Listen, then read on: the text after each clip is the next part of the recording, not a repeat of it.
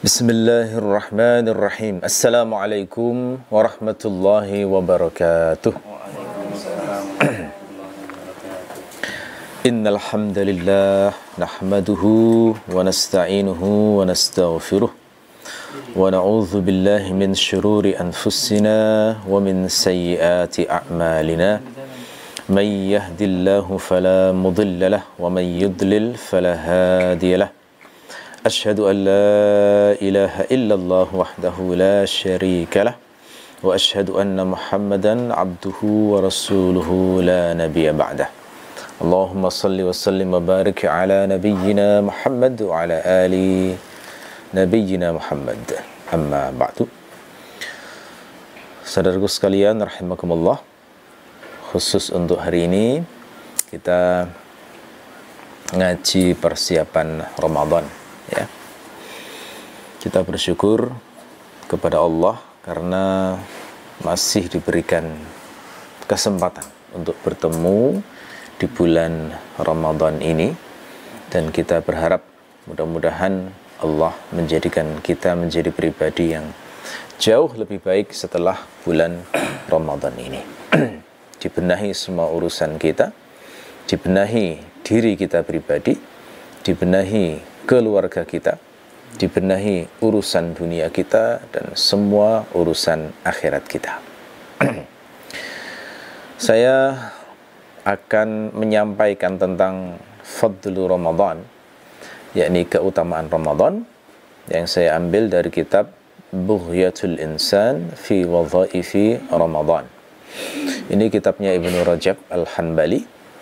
Saya baru menemukan kitab ini setelah tata-tata buku kemarin, dan kitab ini tidak ada di Maktabah Syamilah versi saya. Saya lihat isinya bagus sekali. Saya sudah lupa ini kapan saya membeli atau memfotokopinya, tapi saya lihat sangat bagus sekali. Sebagaimana gaya Ibnu Rajab saat menulis kitab, mirip seperti yang beliau tulis di Jami'ul Ulum wal Hikam. Jadi kaya riwayat dan analisisnya simple, mudah dipahami, dan langsung bisa dipraktekkan. Baik, saya bacakan hadisnya terlebih dahulu. Hadisnya di sini yang saya ambil adalah riwayat Muslim. Dari Abu Hurairah, beliau berkata, Rasulullah sallallahu alaihi wasallam bersabda, "Kullu amal ibni Adam yudha'afu." Setiap amal anak Adam itu dilipat gandakan. Al-hasanatu asyru amthaliha. Satu kebaikan menjadi 10 semisal dengannya. Ila 700 dhi'fin. Hingga 700 kali lipat.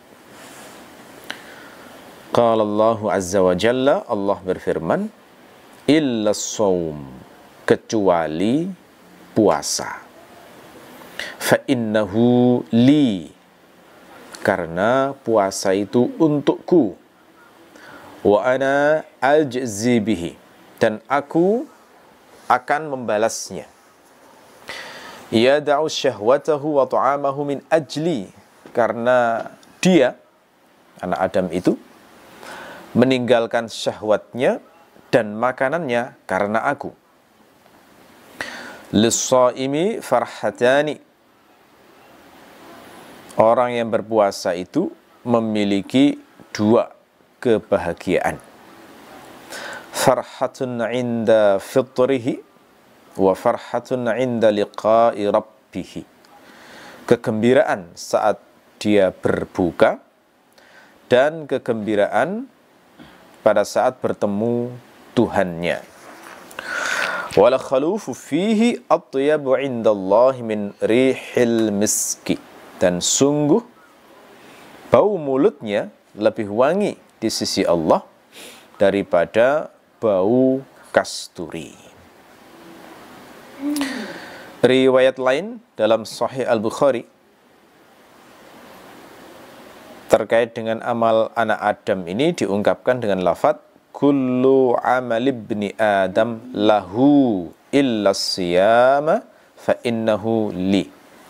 Setiap amal anak Adam itu untuknya, kecuali puasa, karena puasa itu untukku, yakni untuk Allah. Riwayat lain dalam Sahih Al-Bukhari ada kata kafarah. Likulli amalin kafarah was-sawmu li wa ana ajzi bihi. Setiap amal itu mengandung kafarah, dan puasa itu untukku, yakni untuk Allah, dan aku akan membalasnya. Riwayat serupa ada dalam Musnad Ahmad. Allah berfirman, kullul amali kafarah illa as-sawma was-sawmu li wa ana ajzi bihi.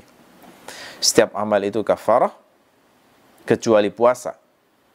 Puasa itu untukku dan aku akan membalasnya. Ini banyak sekali ilmu yang terkandung dalam hadis ini, yang insya Allah kita bahas singkat saja, yang kira-kira bisa kita amalkan langsung selama bulan Ramadan ini, agar kita punya arahan bagaimana melaksanakan ibadah puasa supaya maksimal. Nas awal riwayat Muslim yang saya bacakan tadi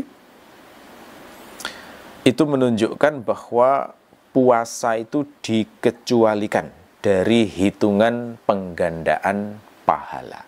Gimana maksudnya? Saya terangkan, saya baca ulang ya. Kullu amali ibni Adam yudha'afu.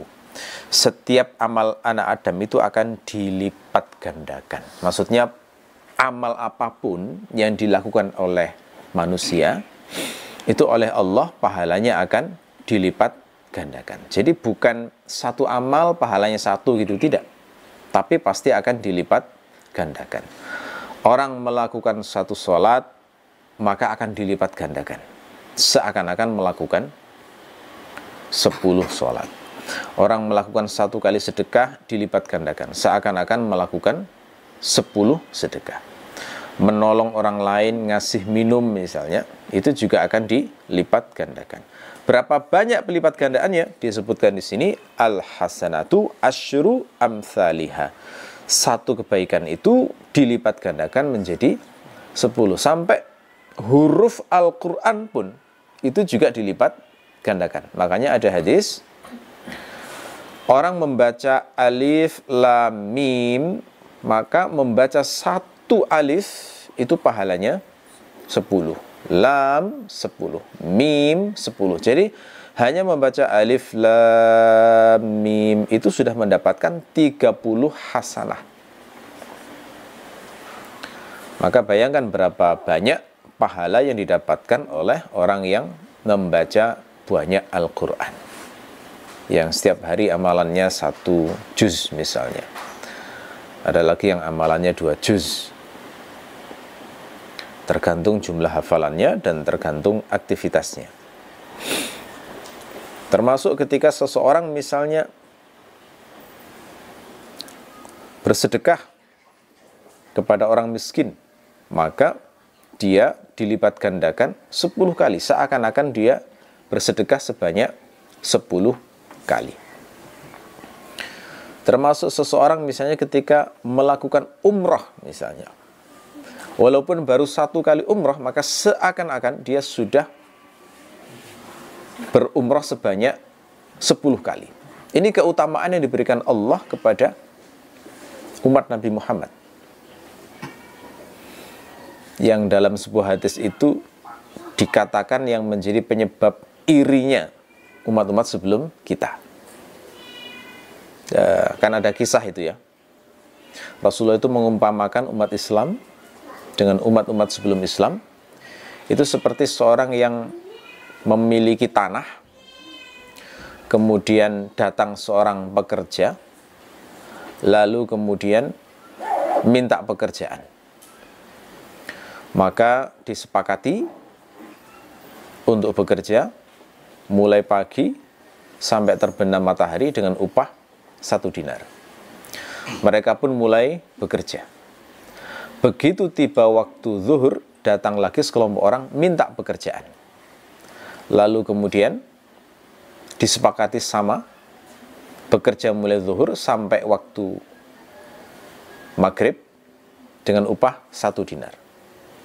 Setelah itu kemudian datang lagi orang di waktu asar, minta pekerjaan. Kemudian diakati sama, bekerja mulai asar sampai maghrib dengan upah 1 dinar. Lalu kemudian yang datang pagi hari dan datang siang hari protes pada pemilik tanah itu. Kenapa orang yang datang sore hari ini upahnya sama dengan kami, padahal lebih payah kami dalam bekerja? Maka pemilik tanah mengatakan, apakah aku menzalimi kalian? Maka mereka semua menjawab tidak. Kenapa? Karena sudah sesuai dengan akadnya. Nah, itulah perumpamaan antara umat Islam, umat Nasrani, dan umat Yahudi. Yahudi itu yang bekerja paling keras, mulai pagi sampai maghrib. Nasrani itu agak ringan, mulai zuhur sampai maghrib. Umat Islam paling ringan, mulai asar sampai maghrib. Tapi pahalanya sama. Nah, ini kita melihat memang amal-amal umat Islam itu walaupun sedikit tapi dilipat gandakan secara luar biasa. Dan ini pelipat gandanya bukan hanya 10 kali tapi sampai 700 kali, ila 700 dhi'fin. Jadi dari 10 sampai 700 kali. Jadi bisa jadi orang 1 kali umroh dicatat di sisi Allah itu seperti 700 kali umroh. Bisa jadi, kalau berkualitas. Makanya sebelum umroh itu serius persiapannya. Karena kadang orang itu kurang serius sehingga nggak tahu apa yang dilakukan saat ke tanah suci itu. Saya pernah lihat ada video orang yang umrah di depan Ka'bah main game. Nah, itu ada. Saking kecanduannya di Indonesia gitu. Kemudian pas gabut main game di depan Ka'bah itu. Bener itu, ada yang ngerekam. Kan eman seperti itu ya. Terus bagaimana bisa mendapatkan maksimal dari ganjaran, pahala, dan manfaat umrah? Jangan seperti itu. Kalau bisa, kalau sudah ke tanah suci, itu setiap detik itu bernilai pahala. Jangan sampai ada waktu yang tersia-siakan. Kalau rekreasi, niat rekreasi saja. Tapi bedakan dengan umrah. Kalau memang niatnya tur, sediakan waktu sehari full khusus untuk tur. Itu lebih baik daripada sambil umrah sibuk untuk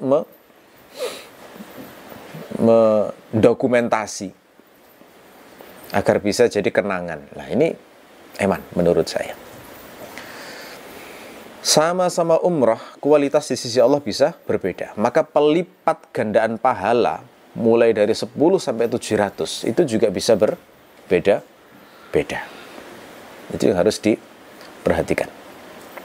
Ya. Orang zaman dulu itu sebelum haji atau umrah itu serius banget persiapannya, ilmunya, pengetahuannya tentang Mekah, pengetahuan tentang sejarah Nabi. Jadi saat datang ke sana itu terasa betul. Makanya banyak kisah ulama-ulama hebat itu muncul setelah berkunjung ke tanah suci. Imam An-Nawawi itu jadi orang hebat itu setelah haji. Sebelum itu belum terlalu tampak. Saya tulis di buku saya di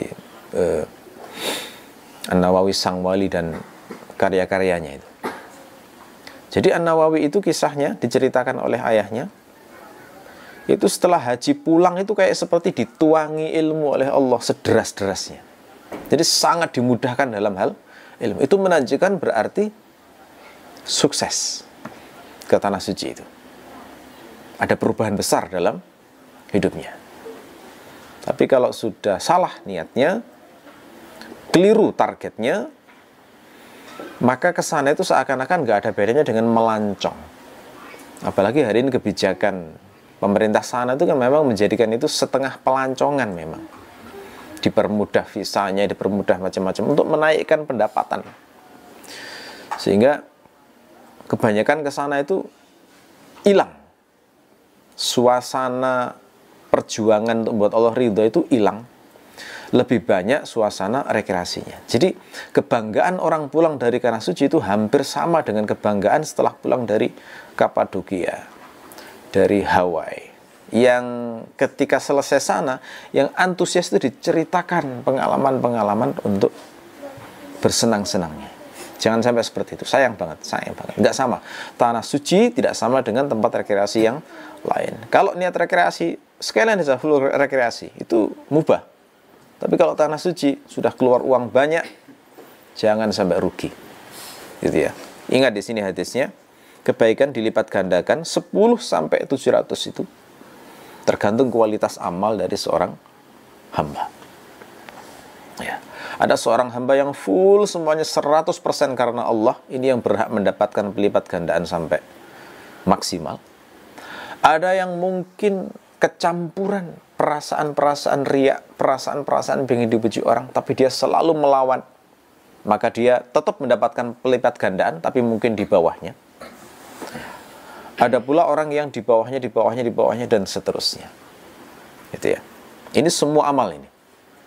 Amal terkait dengan hak Allah, termasuk juga amal terkait dengan hak hamba. Kebaikan kita kepada orang tua, kebaikan kita kepada tetangga, kebaikan kita kepada teman, bahkan kebaikan kita kepada hewan.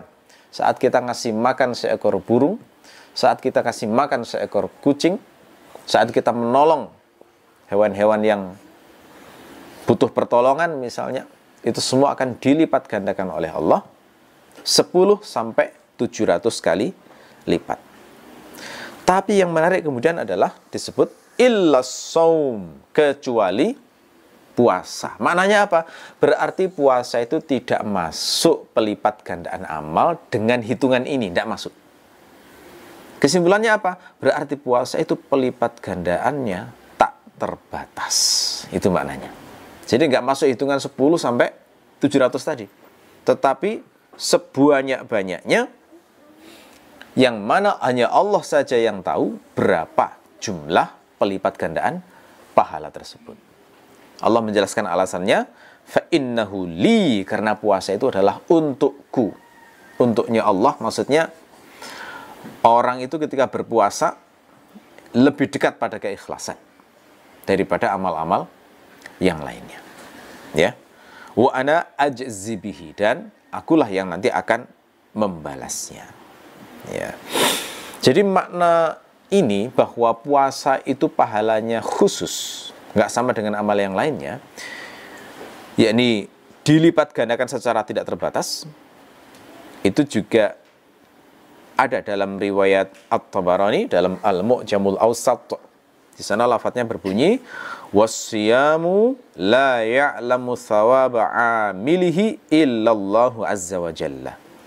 Puasa itu tidak ada yang tahu pahala atau ganjaran orang yang melakukannya kecuali hanya Allah azza wa jalla. Jadi kita bisa jadi sama-sama berpuasa di sisi Allah, tapi seberapa banyak pahala kita di sisi Allah itu hanya Allah yang tahu. Tergantung kualitas puasa kita masing-masing. Tergantung niat kita saat berpuasa. Karena walaupun puasa pun ya kadang orang niatnya macam-macam. Ada puasa niatnya langsing misalnya. Nah ini nggak bisa disamakan dengan orang yang niatnya pengen membersihkan diri di hadapan Allah. Puasa niatnya detoksifikasi, awas loh ya, awas. Jangan kemasukan itu. Itu adalah hikmah, jangan ditarget dalam niat. Ya. Semua amal soleh pasti ada kebaikannya dan nggak perlu ditarget, nggak usah ditarget. Saya tetap menyarankan kalau amal soleh apapun jangan sekali-kali mencampur keinginan niat duniawi sedikit pun. Kalau bisa 100% murni karena Allah, karena semua itu pasti ada hikmahnya. Orang sholat, rukuk, sujud itu melancarkan peredaran darah, iya, tapi jangan ditargetkan saat sholat. Niat sholat itu jangan seperti itu. Ya. Sholat duha ya niat taqarrub kepada Allah, mendekatkan diri pada Allah, bukan biar rezeki lancar atau biar kaya misalnya. Kalau pengen langsing ya olahraga. Nah itu lebih jelas targetnya. Dan itu bagian dari memenuhi hak tubuh. Nah, tapi jangan di puasa. Detoksifikasi, termasuk detoksifikasi, walaupun betul ada banyak penelitian, banyak penjelasan para dokter, ahli medis yang menunjukkan manfaat puasa luar biasa. Maka itu jangan dijadikan motivasi kita saat berpuasa. Ya, biar penuh pahala kita dalam berpuasa, yang mana besar kecilnya pahala itu sangat tergantung bagaimana kita menjalankan ibadah puasa ini. Nah, kemudian di sini timbul pertanyaan, mengapa kok puasa itu seistimewa ini dari sisi pahala? Apa rahasianya? Kok pahala puasa itu nggak sama dengan amal soleh yang lainnya? Kenapa? Kok tidak dibatasi menurut hadis ini?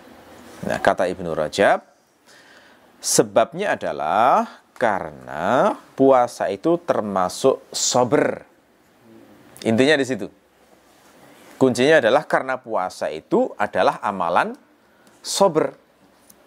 Sementara Allah menegaskan dalam Al-Quran, sabar itu pahalanya tak terbatas. Ini ayatnya qat'i ini memang.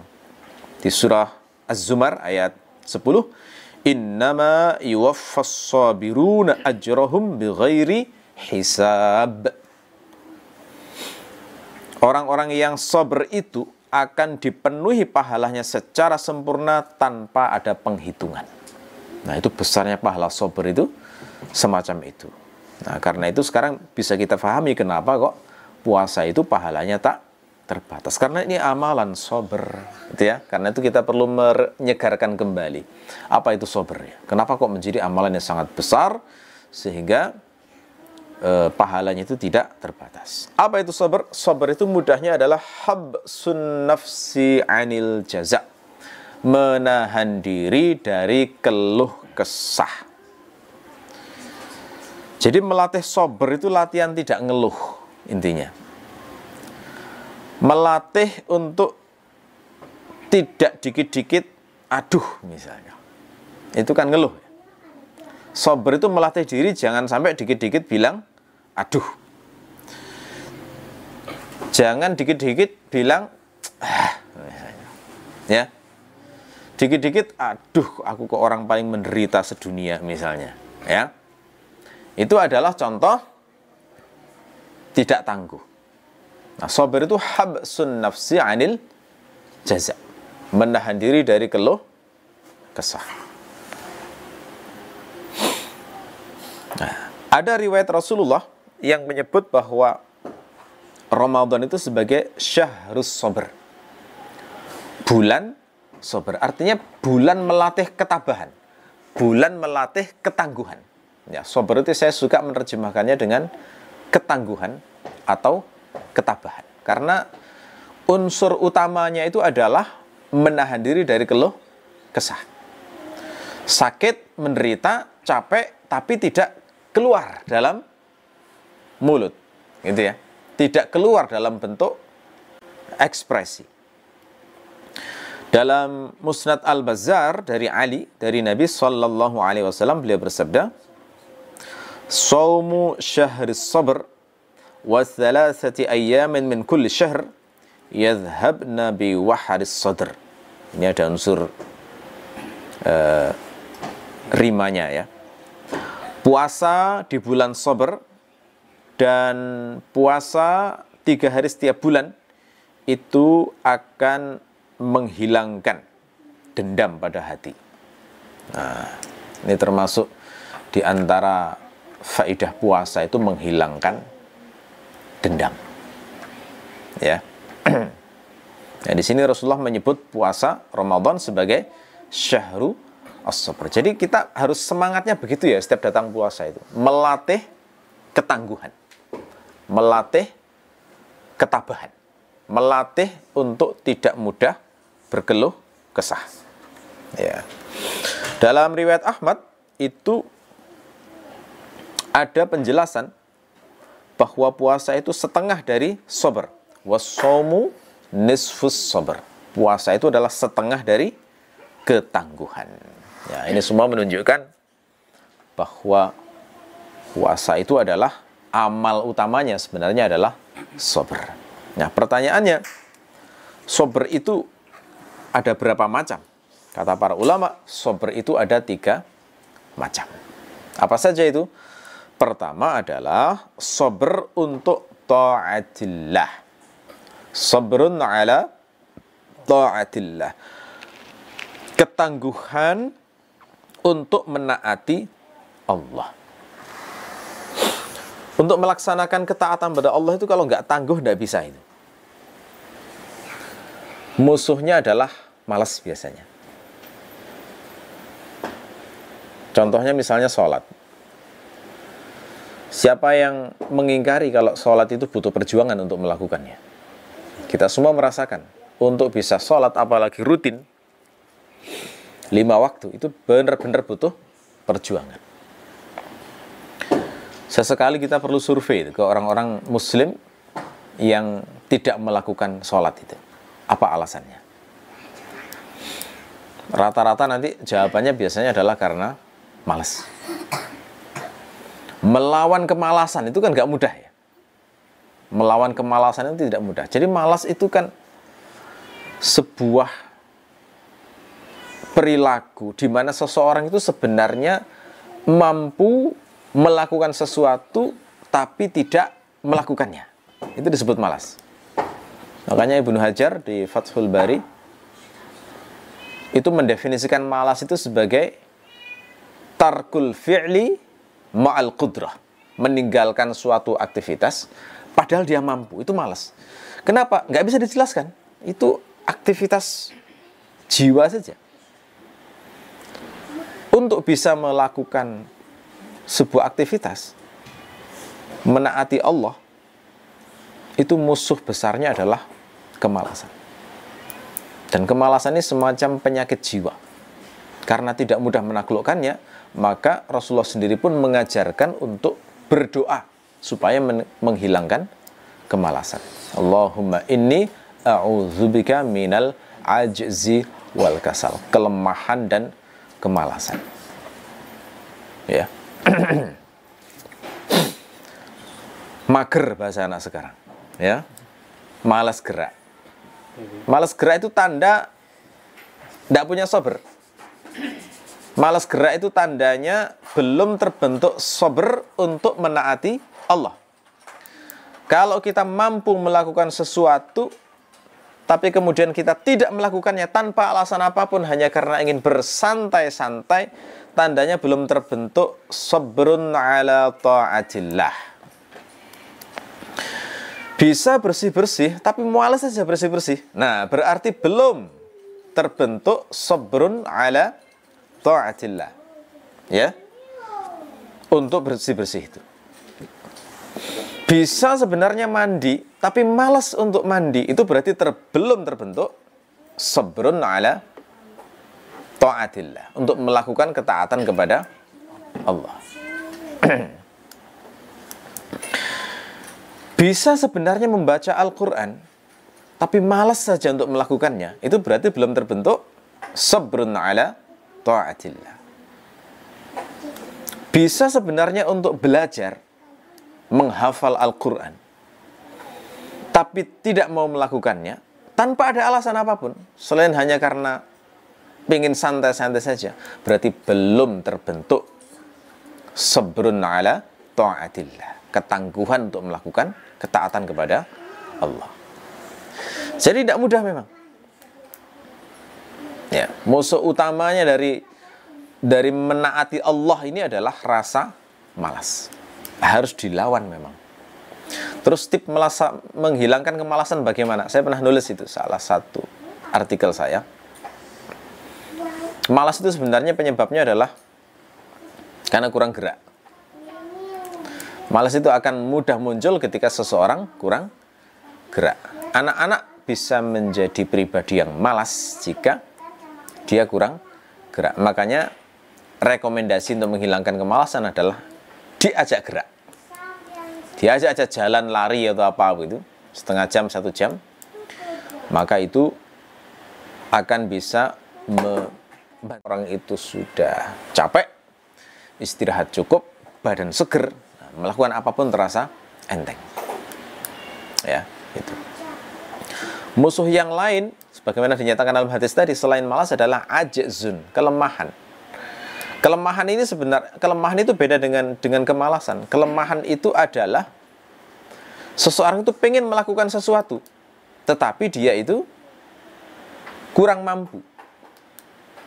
Ya, misalnya seperti pengennya sholat sambil berdiri, tapi nggak mampu, bisanya sambil duduk. Nah, itu contoh kelemahan, bukan malas itu. Nah, kelemahan ini juga dihilangkan. Menurut hadis Nabi adalah berusaha dihilangkan. Artinya segala apapun yang itu mengarah pada kelemahan, dihilangkan.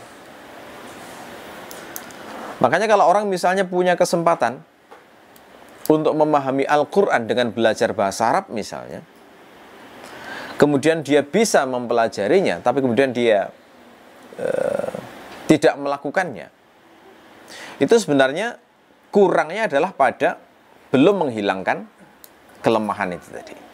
Nah, itu contoh saja. Ya, kelemahan itu beda dengan kemalasan. Tapi dua-duanya seorang muslim harus menargetkan itu. Minal ajzi wal kasal. Lemah dan malas itu harus dihilangkan, karena itu musuhnya orang saat ingin menaati Allah. Ya, ini sabar yang pertama. Sholat butuh ketangguhan. Subuh itu paling besar. Subuh dan isya kalau dalam hadis Nabi itu yang paling besar godaannya. Subuh itu bangunnya. Isya itu kadang waktu orang capek, kadang mikirnya nanti aja bangun sekalian jam 12, jam 1, jam 3. Akhirnya 12 sampai subuh atau lebih dari subuh. Kadang-kadang seperti itu. Makanya dua waktu ini paling berat. Umroh atau haji sama, kalau nggak tangguh nggak bisa itu. Apalagi orang yang kurang gerak dan kurang olahraga, itu agak berbahaya tuh kalau ke tanah suci ya. Orang ke tanah suci kalau di negerinya di Indonesia ini kurang gerak, kurang olahraga, kurang sehat. Terus di sana itu kayak gitu panasnya, capeknya kayak begitu, jalan jauh luar biasa, itu kaget bisa meninggal itu.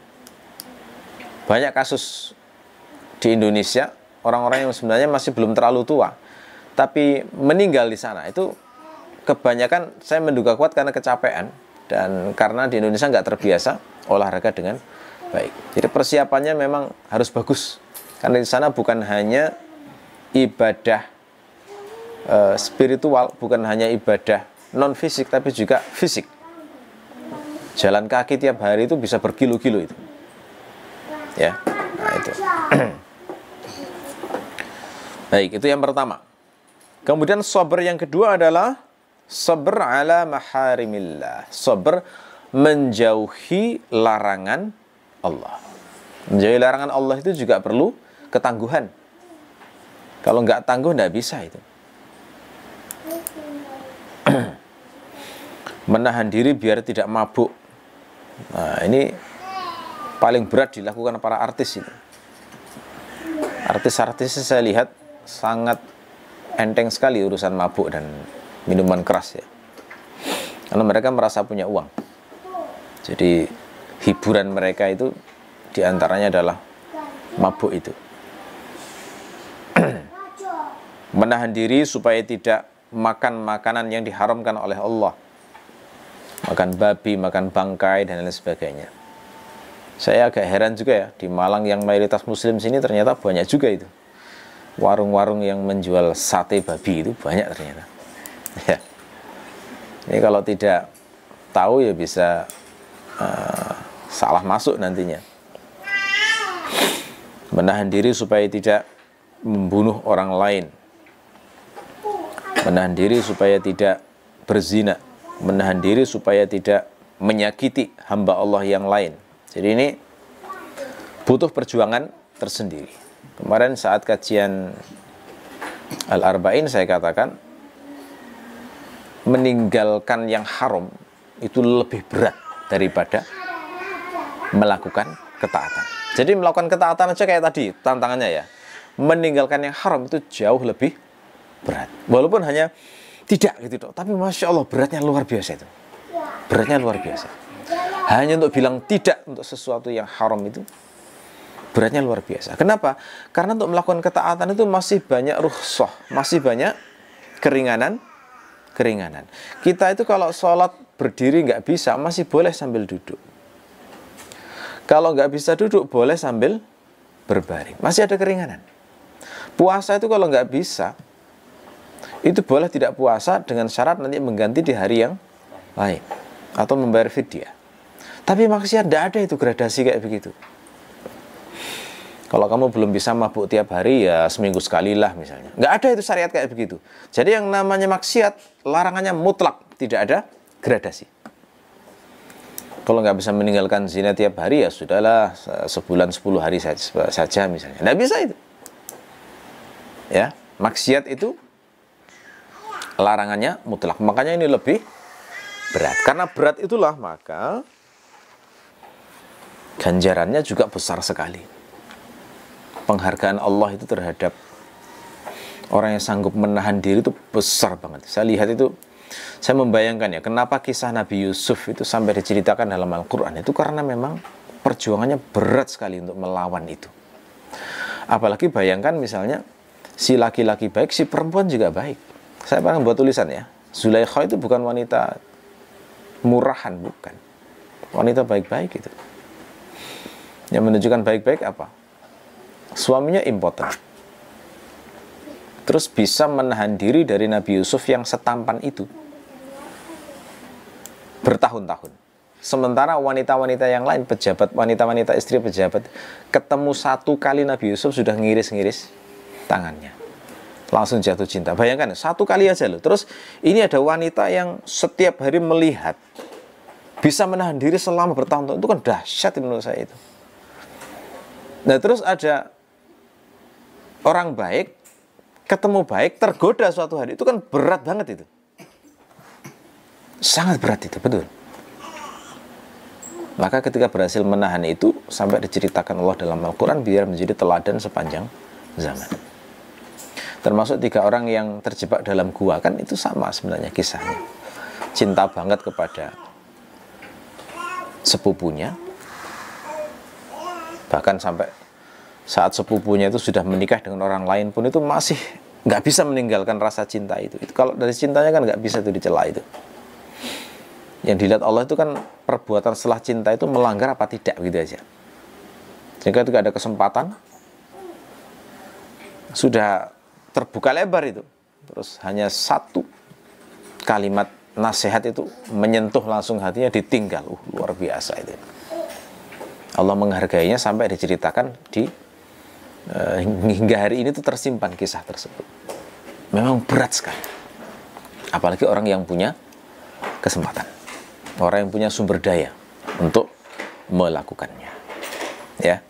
Perlu ketangguhan khusus untuk bisa melawan godaan seperti itu. Orang-orang yang punya jabatan di negeri kita, itu nggak mudah itu untuk menolak kalau misalnya dikasih bingkisan oleh orang-orang yang punya uang. Ya. Ini sedikit uang transport 100 juta. Untuk bilang jangan, nggak mudah itu melawan kayak begitu itu. Ya.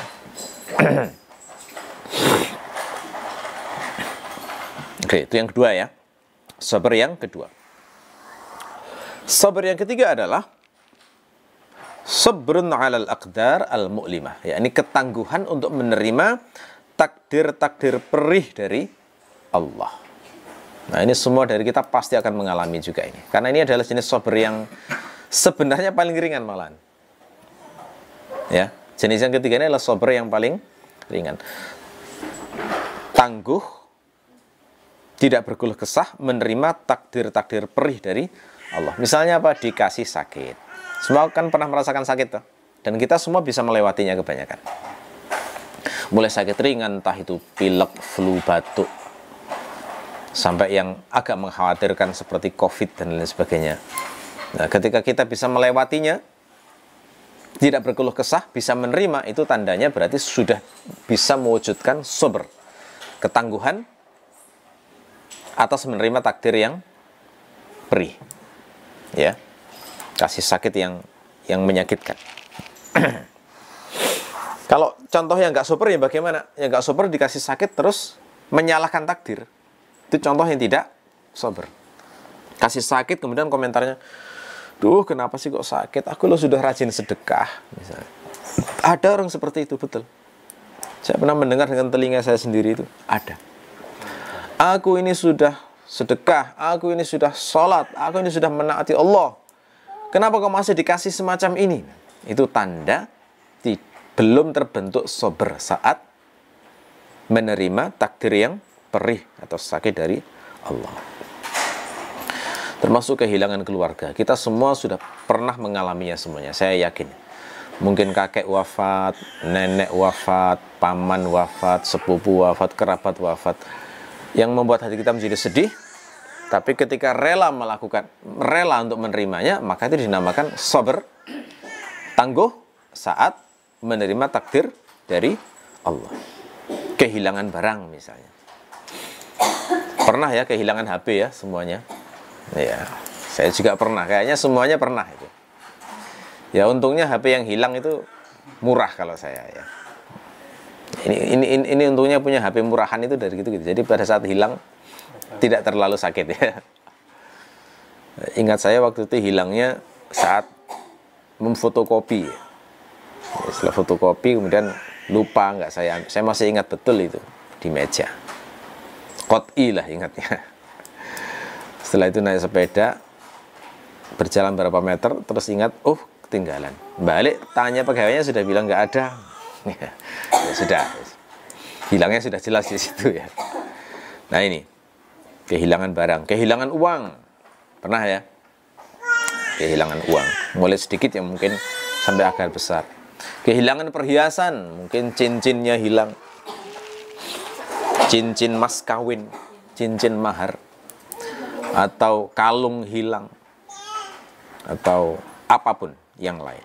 Itu bagian dari, kalau bisa menerima itu adalah bagian dari sabar, menerima takdir perih dari Allah. Termasuk keinginan-keinginan yang tak terpenuhi. Ini banyak juga buat orang stres loh ya. Saya itu pernah sedikit mengamati ya. Kan di medsos itu ada orang yang ngurusi orang-orang gila itu. Itu saya amati penyebab gila masing-masing itu apa itu. Ternyata yang unik, itu banyak yang karena cinta ya. Jadi kasih tak sampai itu kalau dipikir betul itu jadi stres itu. Betul itu. Jadi ada kisah anak muda, seorang perempuan sudah mungkin dapat janji-janji dari seorang laki-laki, tiba-tiba ditinggal nikah sama laki-laki itu. Dia anak pondokan padahal. Stres langsung dia.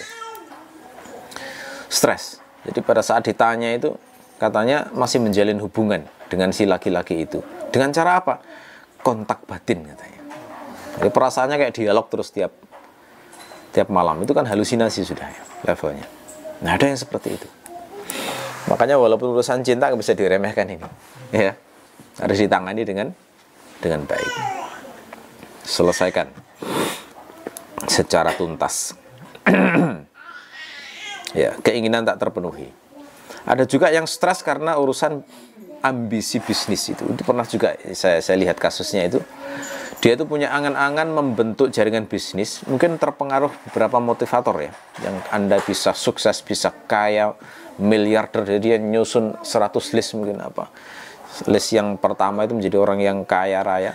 Ternyata nggak ada satupun yang berhasil. Stres dia. Ya stres. Jadi butuh perawatan jiwa. Nah ini kalau orang itu mengerti konsep ini, itu kan segera bisa menata hatinya bahwa tidak semua keinginan kita itu harus terpenuhi. Kadang-kadang yang tak terpenuhi pada kita itu justru yang terbaik untuk kita. Kalau bisa gitu itu sudah tenang sudah jiwanya. Ya, jadi sekali lagi ya ada 3. Saya ringkas lagi. Sabar itu ada 3 macam.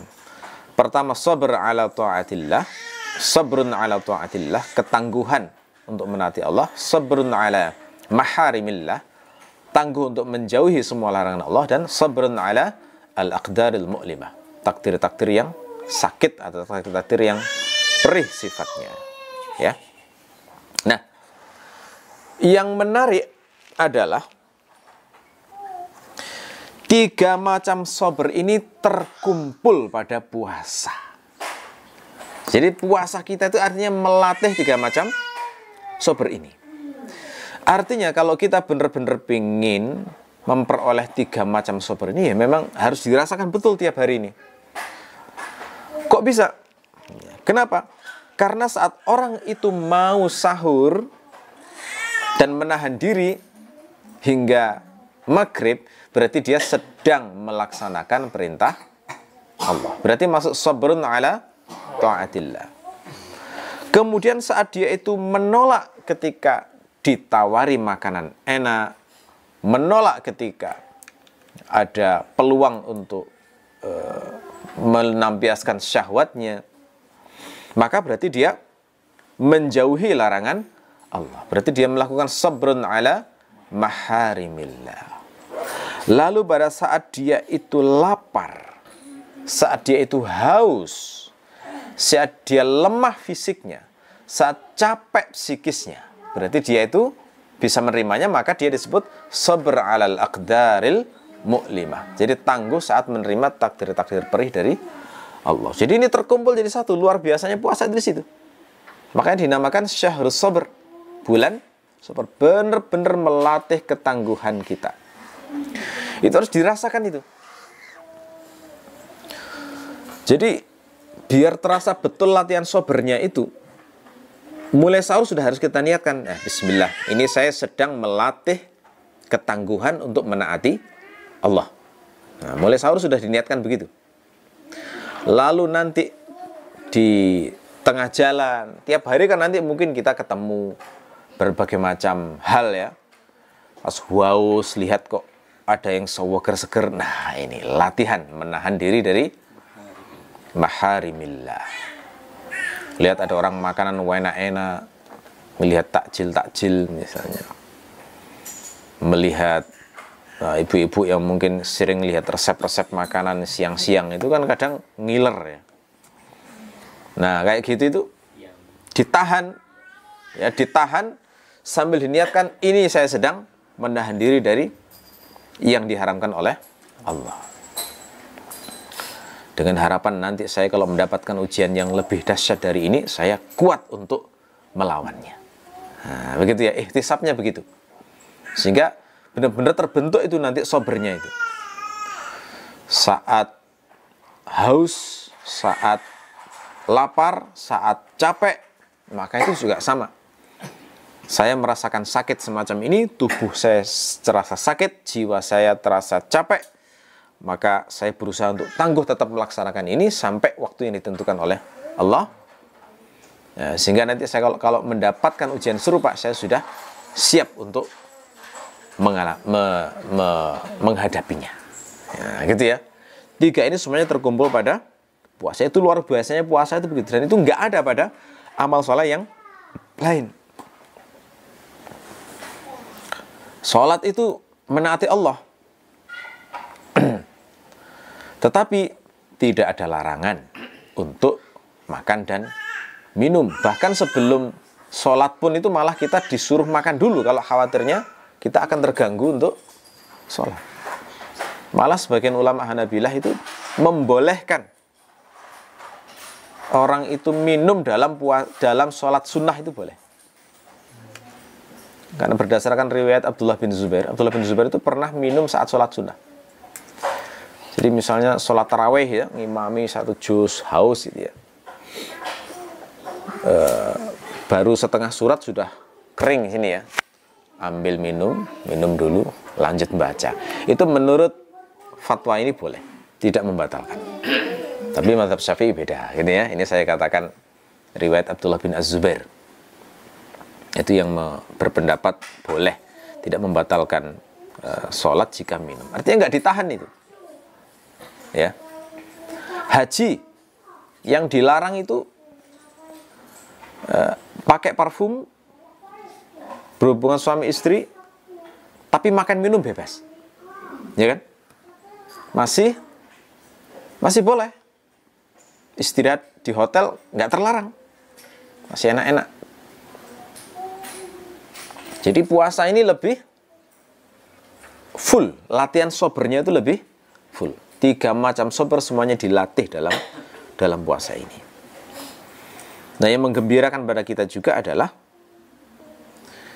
dalam Al-Quran itu kita diajari bahwa seluruh rasa sakit yang timbul karena melakukan amal soleh itu diberi ganjaran oleh Allah. Ya.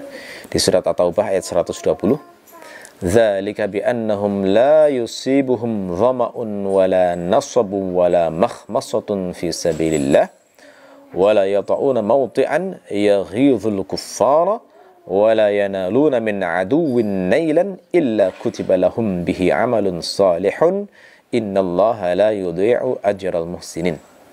Yang demikian itu dikarenakan tidaklah mereka ditimpa haus atau letih atau lapar di sisi Allah. Ini konteksnya jihad ya. Orang jihad itu tidaklah mereka itu diberi haus, letih, lapar di jalan Allah, dan tidaklah mereka menginjak satu tempat yang membuat marah orang kafir, dan tidaklah mereka mendapatkan sesuatu dari musuhnya, maksudnya terluka, melainkan dicatat di sisi Allah sebagai amal soleh.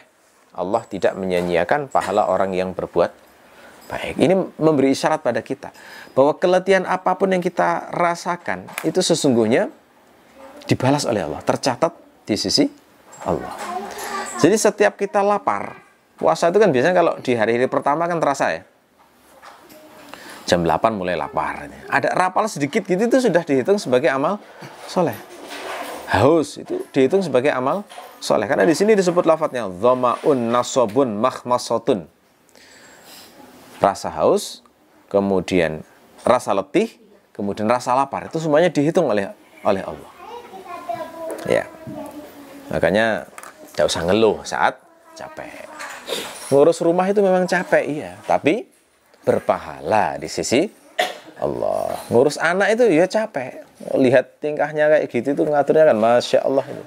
Betul, tetapi capeknya itu bernilai di sisi Allah.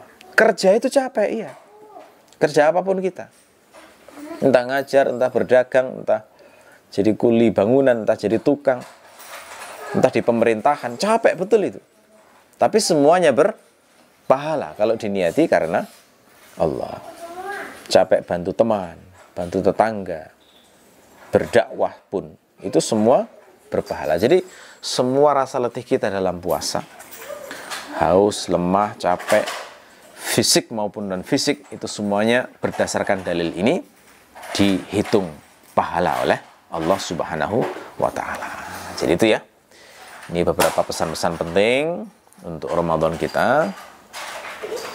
Yang perlu kita canangkan pada diri kita adalah memahami bahwa Ramadan itu adalah syahrus sobri, bulannya ketangguhan, bulannya ketabahan, melatih sober supaya kita nanti lebih kuat menaati Allah, supaya lebih kuat melawan semua keharaman, dan supaya lebih kuat saat menghadapi semua takdir-takdir yang menyakitkan atau membuat hati menjadi perih, gitu ya. Baik, barangkali itu yang bisa kita kaji untuk pagi hari ini. Mudah-mudahan bermanfaat. Kita akhiri, subhanakallahumma bihamdika asyhadu an la ilaha illa anta astaghfiruka wa atubu ilaik. Assalamualaikum warahmatullahi wabarakatuh.